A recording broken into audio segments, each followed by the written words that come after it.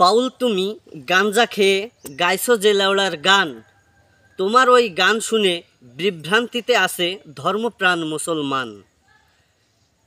যে গাঞ্জা খেয়ে তুমি মঞ্চে উঠো গান গাইতে বাউল, ওই গান যদি মহান আল্লাহর সাথে শিরিকের পরিমাণ হয়ে যায়, তাহলে ওই গান গাওয়ার কি দরকার?